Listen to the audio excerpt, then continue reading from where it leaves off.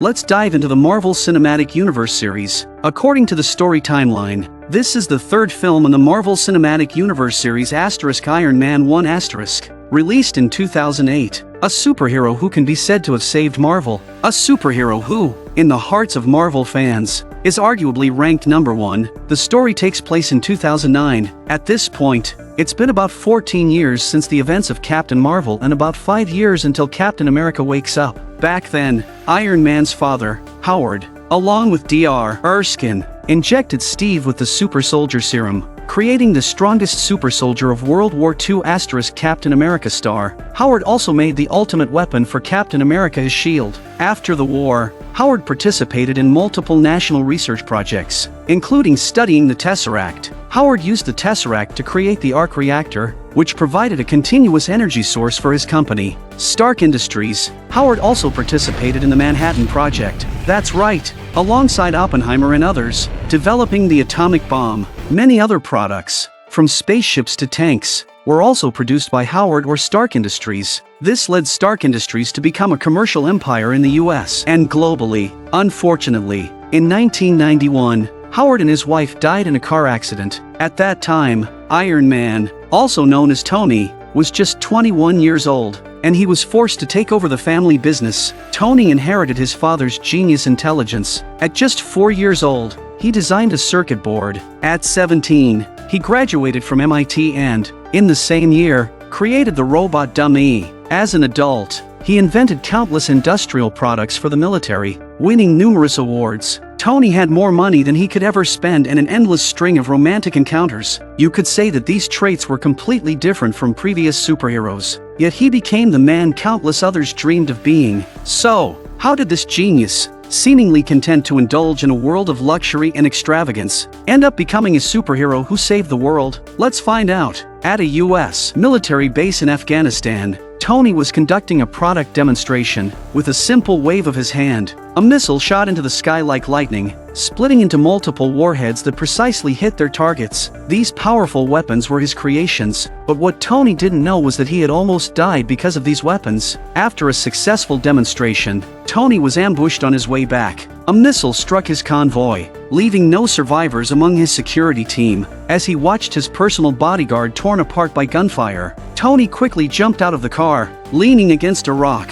He pulled out his phone to call for help, but what happened next left him stunned. A missile landed right at his feet. Upon closer inspection, he realized it was a product from his own company. There was no escape. He could only watch in horror as the blast wave sent him flying. For someone constantly exposed to the threat of missiles, this moment was a matter of life and death. Luckily, the special Kevlar armor he wore absorbed part of the impact, allowing him to narrowly survive. Through his blurred consciousness, Tony saw someone working on his torso, the searing pain forcing an uncontrollable scream. Soon after, someone covered his mouth, and he lost consciousness. When Tony woke up again, he found himself in a dimly lit cave, with a stranger standing nearby. Fighting through the pain, Tony yanked out a tube that was inserted into his lungs. Days of being bedridden had left his limbs stiff, making any movement difficult. He reached for a cup of water but accidentally knocked it over. He tried to stand up, only to feel something pulling at him. Turning around, he saw a car battery connected to a device implanted in his chest. Frantically, Tony ripped off the bandages, revealing a round piece of metal embedded deep in his chest. It was then that he realized the man before him was the doctor who had operated on him,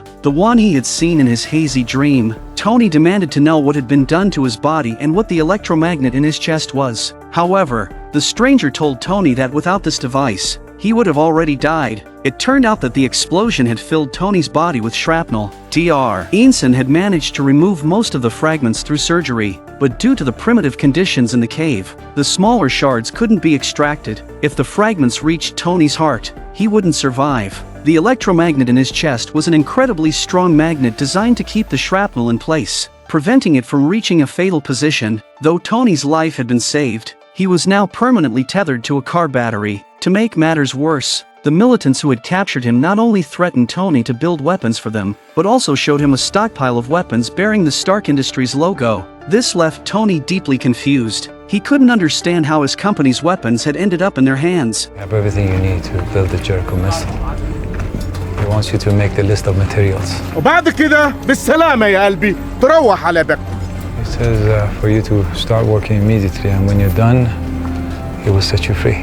When the militants made their demands, Tony refused outright, only to suffer brutal torture as a result. Realizing he had no choice but to bide his time, Tony reluctantly agreed. The leader of the group then ordered him to build, using the available resources, the same missile he had recently demonstrated to the US military. At this moment, Tony had a bold plan in mind. He decided to use the available weapons and resources to escape, and the first step was to free himself from his physical restraints. Tony realized the car battery had become a burden, so he decided to dismantle a missile by hand, extracting its most valuable parts. That's palladium, 0.15 grams. You need at least 1.6, so why don't you go break down the other 11? After melting down all the metal plates, he poured the liquid into a mold, creating a pure palladium ring. Next, he mounted a permanent magnet and carefully soldered the coils in place. Finally, he created the miniature reactor that would later become the core of Iron Man's heart. But what could it generate? If my math is right, I don't know what it is, 3 gigajoules per second. That could run your heart for 50 lifetimes. With his survival secured, Tony began plotting his escape. He noticed the biggest obstacle was the surveillance camera above, as a group of guards watched them 24/7. To avoid their gaze, Tony cleverly pieced together blueprints to design what would become the famous Mark I suit. This was their hope for freedom. During breaks, Tony asked Ensign about his past and learned that Ensign was also a scientist captured by the militants. Ensign had been waiting for a chance to go home, so he was determined to help Tony complete the Mark I. The two of them worked day and night in the cave, while outside, the militants remained completely unaware, thinking Tony was hard at work on their weapons. As the parts for the Mark I gradually came together, the rebels in the surveillance room noticed that what Tony was building was very different from the expected missile. They mistakenly thought Tony was making an upgraded weapon for them. However, when 10 Rings leader Raza saw Tony testing the leg unit of the Mark I on camera, he decided to investigate personally. Bringing his men into the cave, Raza's group conducted a thorough search of the cave but found nothing suspicious. Frustrated, Raza turned to Ensign and threatened him, saying that if he didn't reveal what they had been building, he would force a red-hot iron ball into his mouth. Despite the threats, Ensign remained unusually calm, as if he had already prepared himself for this moment. Fortunately, Tony appeared just in time and struck a deal with Raza, promising to deliver the missile to him the next day, but on the condition that Ensign must continue to work as his assistant. Though Raza was suspicious, he ultimately decided to leave. At this moment, Raza had no idea that what he would receive the next day was far from the missile he was expecting. As time passed, the final piece of the Mark I, the steel helmet, was finally completed. Tony donned a specially made leather jacket, protective gloves, and a scarf, then cautiously climbed inside the armor. With Ensign's help, Tony began the final preparations. All of this took place in a blind spot of the surveillance cameras. When Tony disappeared from view, Raza felt a surge of unease once again and hastily ordered his men to check on the situation. By this time, the bomb Tony had placed by the entrance had already been activated, killing 2 rebel guards. This unexpected turn of events disrupted Tony's plan. The Mark I system hadn't fully loaded yet, and a large group of militants was already gathering at the cave entrance. To protect Tony, Ensign decided to face them alone. He grabbed a rifle from the ground and charged out. Ensign faced the incoming militants without fear. However, he never intended to hurt anyone with the weapon in his hand, but his kindness was not recognized by the rebels. Fortunately, Ensign bought Tony valuable time. As the progress bar slowly reached the end, the Mark I finally powered up. With a single punch, Tony sent an enemy flying, and he pressed forward, fearlessly taking out several more under a hail of bullets. At this moment, he seemed like the ultimate human weapon. Although Tony was focused on the fight, his mind was still most concerned about Ensign's safety. Meanwhile, Raza was lying in wait nearby, ready to strike at the right moment. When Tony finally appeared, Raza fired a grenade, but his poor aim failed to hit Tony. In response, Tony fired back with a grenade of his own, swiftly defeating the enemy leader. However, Ensign lay gravely wounded nearby. Seeing his close friend in such a critical state, Tony begged him to hold on, but Ensign refused, as losing his family had made him see this situation as a form of release. After silently saying goodbye to Ensign, Tony had no time to dwell in his grief, as there were more pressing matters at hand. He stepped out of the cave, Facing a barrage of gunfire and explosions, Tony pulled out his flamethrower, vowing to burn those who had caused so much destruction to ashes. If it weren't for them, he wouldn't have suffered such torment. If it weren't for them, Ensign and his family wouldn't have died.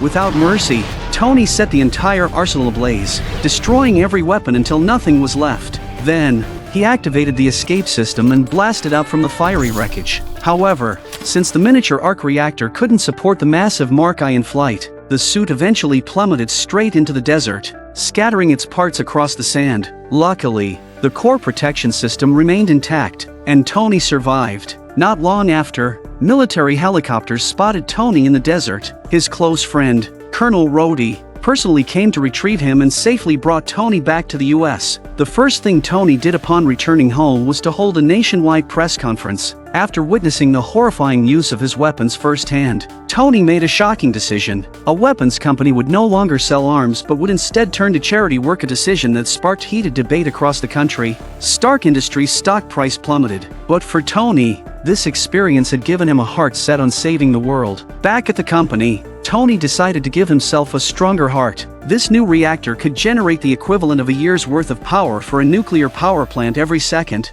equating to 10 billion joules of energy per second. However, the upgrade process was fraught with danger. A single mistake could incinerate Tony with the enormous energy. Fortunately, his resourceful secretary, Pepper, assisted him. Together, they successfully completed the upgrade. When it came to disposing of the old reactor, Pepper asked Tony for his opinion, but Tony left the decision to her. At that moment, Tony was focused on a much more important task. The introduction of the new reactor not only provided more powerful energy support but also pushed Tony to start working on an upgraded version of the Mark I. With the help of the AI, Jarvis, Tony re-evaluated the Mark I design, removing the bulky and redundant components. Tony knew that the propulsion system from last time had its shortcomings, so he dedicated significant time and effort to improving it. After tireless work, the experimental model was finally complete. The first flight test was about to begin. For this test flight, the robot DUME was in charge of emergency fire control, while you was responsible for recording the entire process. Under manual control, Tony adjusted the thrust to 10, an action that clearly surprised him. However, it also proved that Tony's theory was sound. With just a few adjustments to the balance and output power, he could achieve perfect control of the flight. The key to balance was adding power to the hands to adjust posture. This theory was solid. The next step was to design experiments to verify it. After 11 days and 37 test runs, Tony finally mastered the art of flight, though he still needed to improve his directional control. Even though one of his million-dollar sports cars was heavily damaged during testing, Tony didn't care too much, because the success of the Mark II meant he had reached his goal. With his mask on and Jarvis assisting, the Mark II began its automatic assembly. The entire suit adjusted itself to Tony's body, making precise calibrations until it perfectly aligned with his movement needs. An excited Tony activated the propulsion system, and the Mark II shot out of the base at incredible speed, soaring into the sky. Its superior mobility, combined with Jarvis's AI, made Tony feel like a warrior among the heavens. Tony flew over the city, beginning an extreme test, sprinting at full speed and making a 90-degree vertical climb. However, when he reached 8 kilometers high, the low temperature caused the surface of the Mark II to freeze, eventually leading to the engines and system shutting down, sending him into a free fall. Fortunately, Tony managed to manually activate the de-icing system, allowing the Mark II to narrowly escape disaster at the last moment.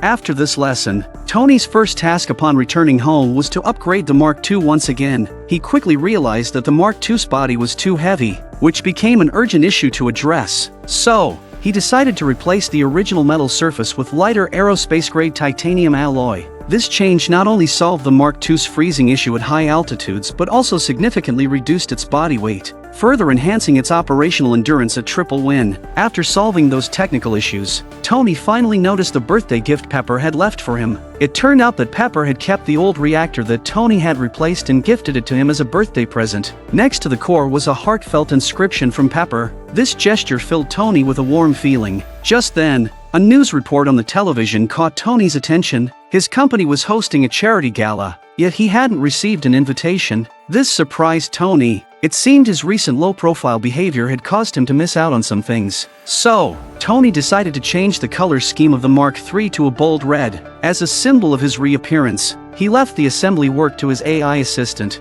Jarvis. A few weeks later, Tony decided to re-enter the public eye, but this time, he wasn't there to flirt. He walked straight up to Pepper and asked her for a dance. Faced with her boss's invitation, Pepper couldn't refuse, but she was also hesitant. In such a public setting, it was awkward for her. Tony had a reputation as a playboy, and she worried that people might gossip, suggesting she had risen through the ranks by using him. Pepper told Tony she needed some fresh air and explained her concerns. Tony assured her that he simply wanted to invite her to dance, nothing more. But the truth was, Pepper had always had feelings for Tony. In the ambiguous atmosphere, they almost couldn't help but kiss, but Tony made an excuse and left. Soon after, Christine approached Tony and told him that his weapons were being used by terrorists to massacre innocent civilians. This left Tony both confused and furious, and he went to Obadiah to get answers. Obadiah admitted that he had requested the board to suspend Tony, as Tony's actions were affecting the company's profits. This was the first time Tony had been betrayed by someone close to him.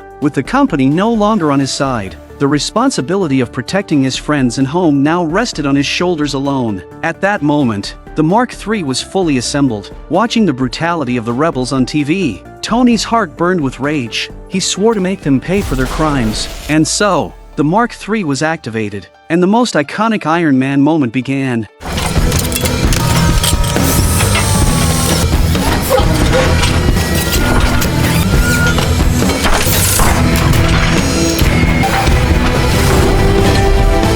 Tony flew from the US to the Middle East, arriving at Inson's hometown. The town had become a living hell. The men had been killed, and the women and children had been taken. In their endless despair, the refugees could only pray to the heavens, but the only response they received was the brutal fists and kicks of the rebels. A young boy watched as his father was about to be executed, and his heart raged with despair. But just at the critical moment, Iron Man and his Mark III suit suddenly descended from the sky, swiftly taking out the rebel soldiers with a thunderous force. He dispatched 3 enemies with a powerful repulsor blast from his palm. However, the rebels used women and children as human shields, forcing Tony to lower his hands. He decided to handle the situation with more strategy. The Mark III was no longer the crude Mark I. It was now equipped with advanced weapon systems, enough to make these villains pay for their crimes. The rebel leader, hiding in the shadows and preparing to send a distress message, was suddenly grabbed by Iron Man and violently thrown into the town square, right in front of the helpless refugees.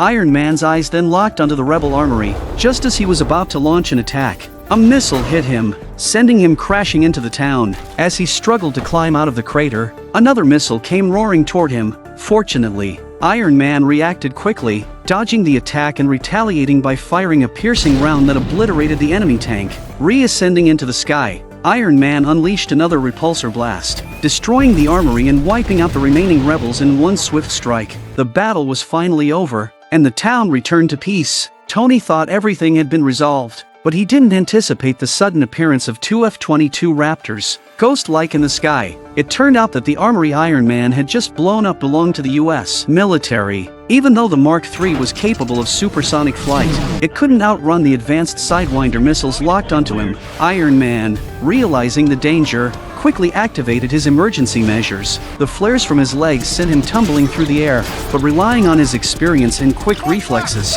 he successfully adjusted his position and took cover beneath the fighter jet. The skilled pilot immediately performed a barrel roll, trying to shake Iron Man off the plane. However, the flung Iron Man collided with the trailing jet. The pilot was forced to eject, but his parachute got unexpectedly tangled. Panic spread through the control room as everyone watched, fearing the worst. However, just when they believed there was no hope left for the pilot, Iron Man miraculously appeared once again. Using his incredible strength, he freed the jammed parachute. Only when the parachute was successfully deployed did Iron Man leave with peace of mind. The next day, the military disguised the incident as a drill accident, successfully hiding it from the media and the public. However, Tony's partner, Obadiah, grew suspicious of the whole affair. Obadiah began investigating and discovered that the Mark I armor Tony had left behind in the desert had been found and repaired by the rebels. Realizing the power of the suit, the rebel leader Raza proposed a partnership with Obadiah,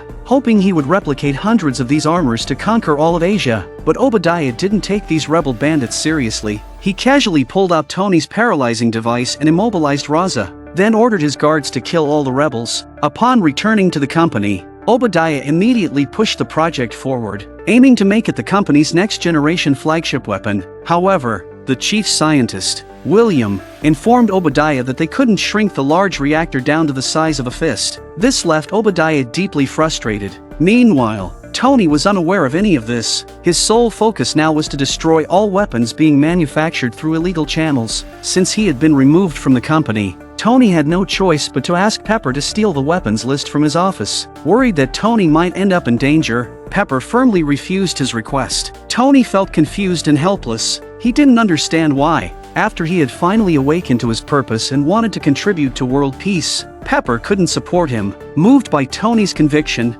and perhaps swayed by the pleading look in his eyes, Pepper finally agreed to help him. Pepper then snuck into Tony's office. She had planned to quietly take the weapons list, but she unexpectedly discovered a secret project, an armored suit codenamed Ironmonger. She also stumbled upon a video revealing the truth about Tony's kidnapping. It turned out that Obadiah was behind everything, the kidnapping and all that had happened to Tony. Just as she was about to copy the crucial files, Obadiah suddenly entered the office. Luckily, Pepper was able to cover the transmission device with a magazine and escaped with her life. As she left the office, Obadiah realized that Pepper had come to steal information. He wanted to stop her, but S.H.I.E.L.D. agent Coulson was already meeting Pepper downstairs, forcing Obadiah to hold back. Realizing that his secret was out, Obadiah decided to take drastic action. He ambushed Tony, using the paralyzing device to incapacitate him, and forcibly removed the arc reactor from Tony's chest. Without the reactor, Tony wouldn't survive for more than 15 minutes. Obadiah even threatened to kill Pepper, and then Obadiah left Tony to face the fear of death alone. In his life-or-death moment, Tony remembered the old reactor he had once told Pepper to throw away, which was still in the basement lab. That small gift was now Tony's only hope for survival. Using every ounce of his strength, Tony tried to reach the old reactor but couldn't quite grasp it. Just as despair began to close in, the robot DUME delivered the old reactor to him. Then Rhodey arrived in time to give Tony the big news. Pepper and the S.H.I.E.L.D. agents were already on their way to apprehend Obadiah. Tony realized that the armor he had built was immensely powerful. If Pepper and the agents confronted Obadiah, they were walking into certain death. He had to act immediately. At this moment, Obadiah had gained access to the power of the mini-arc reactor and was eager to experience the strength of the Ironmonger suit. What he didn't know was that Pepper and the S.H.I.E.L.D. agents were already on their way to confront him. A fierce battle was about to unfold.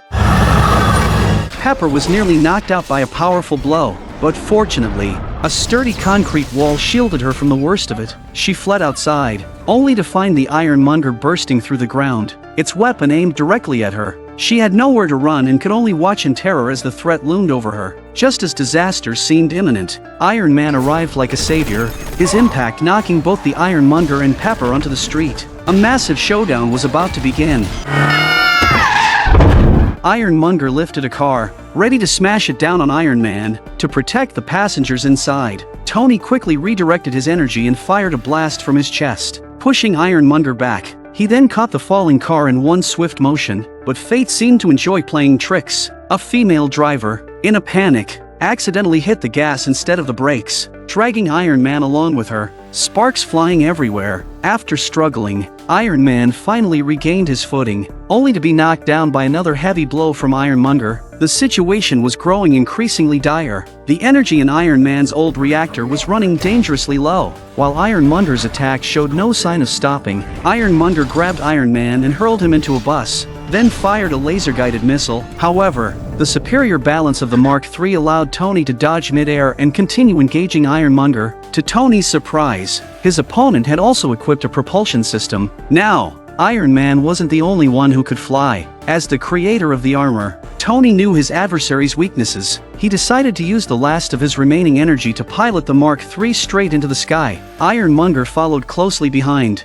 With its superior power, Ironmonger managed to grab Iron Man by the ankle, ready to finish him off. But just as Obadiah was about to deliver the final blow, his entire system suddenly lost power and shut down. With a light tap from Iron Man, Ironmonger began to plummet in free fall. However, Iron Man's situation was far from ideal. The excessive energy consumption made it increasingly difficult for him to maintain his balance. Fortunately, Jarvis activated the backup power just in time, allowing the Mark III to make a rough but safe landing. Ironmonger suddenly lunged at him from behind. Tony quickly dodged the strike. When Iron Man tried to raise his arm to counterattack, he realized his repulsor had already been depleted. At this point, Iron Man was at a serious disadvantage, and he could only fight back with one hand. What seemed like a simple hit caused the once strong Mark III to begin showing signs of damage, cracks forming on its surface. Tony quickly deployed his flares, and the intense burst of light temporarily blinded Obadiah,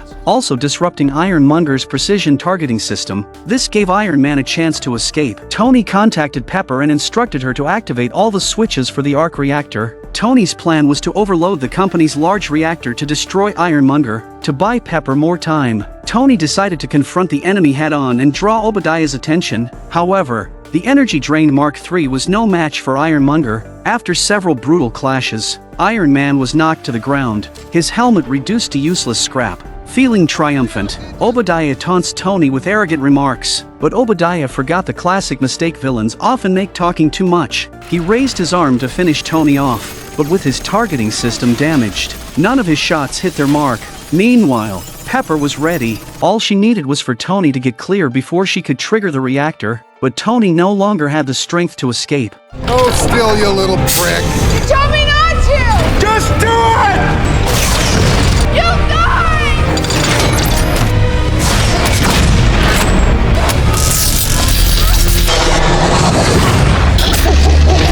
The violent explosion throws Tony into the air, but it also saves his life. Obadiah wasn't so lucky. The massive surge of electricity coursed through his body, shooting him into the sky. When the energy dissipated, Obadiah lost consciousness and plummeted into the reactor, turning to dust. Tony lay motionless nearby, the only sign of life coming from the faint glow of the arc reactor in his chest. After a night of rest, Tony slowly began to recover. The military prepared a press conference for Tony, complete with a carefully crafted speech to once again pass off the previous night's events as a military exercise. However, as Tony stood before the reporters, he remembered the promise he had made to shut down his company's weapons development. He decided not to hide the truth any longer, and so he delivered the now iconic line, Truth is, I am Iron Man.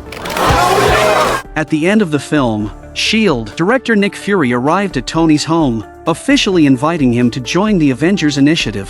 This decision not only opened a new chapter for Tony but also signaled the rise and expansion of the Avengers. Stay tuned for the next episode. Marvel fans, head over to my page for more exciting content. There's plenty more to explore.